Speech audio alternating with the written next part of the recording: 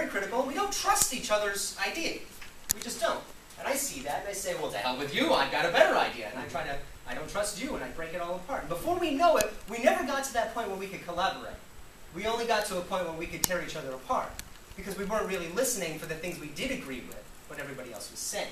Right? And these are all the basis of what Bacon says really helps build the community and gets us to a place to collaborate with each other.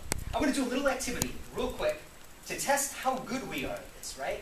Because communication is the key to all this. If we know how to communicate, we can get to something like this, right? My undergrads, they all say, why the hell do we have to learn about communication? Communication's easy, right? And I go, yeah, but the funny thing about communication is that, like, you say it's common sense, but most people suck at common sense. So I want to test it.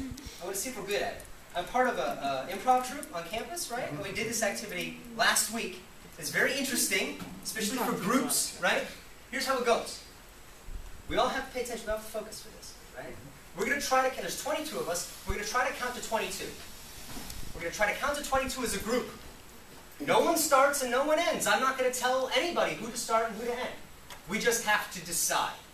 If someone speaks over another person, we stop, we have to start over. We'll actually take a breath, and then we'll start over, right? So all of us are counting to 22.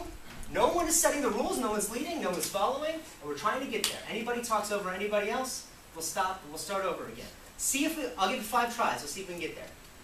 Cool? 1, 2, 3, 4, 5, 6, 7, 8, 9, 10. 11. Oh. See, not that easy.